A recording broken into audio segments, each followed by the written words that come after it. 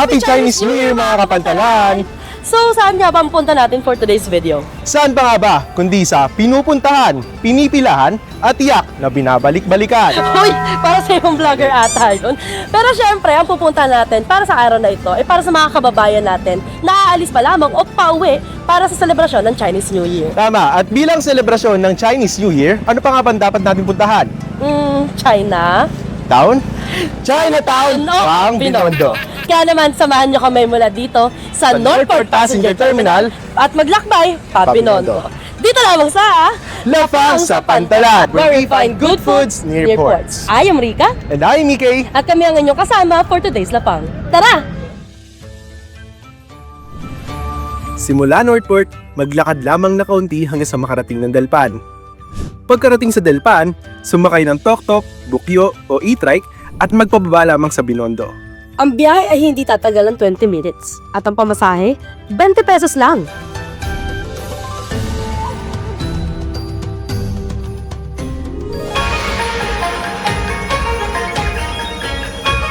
Mapunta naman tayo sa isa sa mga go-to siopaw stores na talaga namang dinadayo, ang Shanghai Fried Siopaw. Dito, swak sa panlasa ang samut-saring Chinese delicacies. Mula sa mainit-init na siopaw hanggang sa malinamnam na kikiam, dumplings at meron pang diced hopya. Saan ka pa? Ito naman ang ating susunod na titikman, ang Shanghai Fried Siopaw na matatagpuan sa Ongping Street, corner Bahama Street. So this Shanghai Fried Siopaw is established noong 1985. At 35 pesos lang daw isang siopaw dito. So tingnan natin kung papasado ba. Pero pro tip lang mga kapantalan, kung nagbabalak kang pumunta rito, agahan nyo na para makaiwas sa pila at hindi mabitin sa pagkain. Tara na, kain na habang mainit-init pa. Ito try naman natin tong fried siopaw na talagang nagkakahalagang 35 pesos na lang. So, dali na. Try na natin.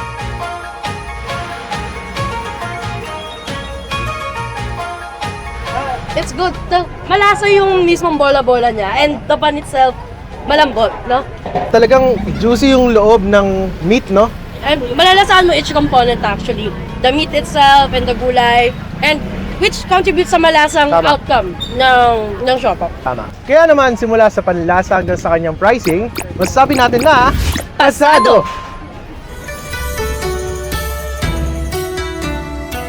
Ang Oishikun Bites ay isa sa mga sikat na Chinese-Filipino snack spot na kilala sa freshly fried na bicho-bicho o Chinese donuts. Sila ay may dalawang branches, sa 838 Ongping Street at sa Lucky Chinatown Mall.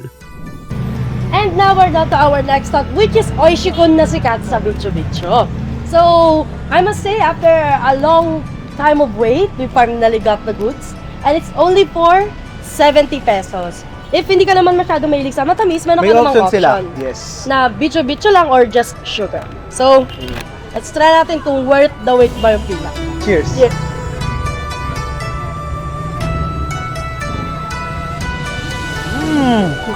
Ang sarap! Ang sarap! Ang sarap-sarap! Ang sarap nga. The texture of the bicho-bicho itself is malambot siya sa loob, is crispy on the outside. And springy, I And must say. Talagang sobrang creamy Rika, no? And milky. At kung ikaw ay mahilig sa matatamis, I would definitely recommend this to you. So, with the price and lasa, talaga namang pasado. Pasado.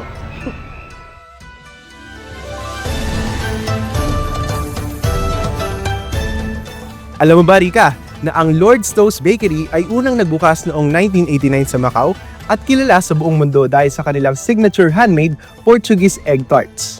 Gets ko na, EK. Kaya naman pala sikat ito sa flaky crust at rich creamy custard na talaga namang crowd favorite maging dito sa kanilang branch sa Binondo. For our dessert, try naman natin tong Lord's Toast Bakery. At sila ay sikat sa egg tart. Tama. So, buksan na natin. Yes.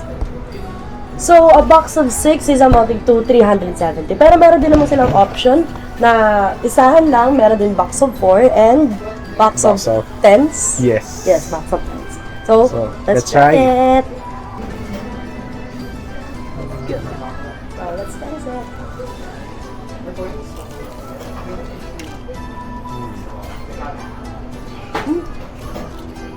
First bite, talagang very flaky yung crust niya. Then on the inside, you can taste the custard, very creamy. Yes. Maralasa mo talagang freshly made siya. At hindi rin overpowering o nakakahilo Tama. yung pagka-creamy ng egg. And another thing, talagang when you bite sa pagkain, talagang crunchy pa. Yeah, actually. Mm. Kaya maralasa mo talaga na freshly made as you order it. Ang egg tart ng Lord's Toast ay pasada. Pasado. Grabe, Rika, nabusog ako doon. Ikaw ba? Actually, gets na gets Di kita, ba? DK. Pero alam mo, as we do our food exploration sa Binondo, kitang-kita naman kung gaano ka-rich sa kanilang history, culture, at syempre, pagkain. Oo naman, ano pa ba yung pinunta natin dito kundi yung maglapang? So, that's it for our Lapang sa Pantalan Chinese New Year edition. Again, I am Rika, And I am Mickey. greeting you Happy Chinese New Year from the Philippine Ports Authority. Bye-bye!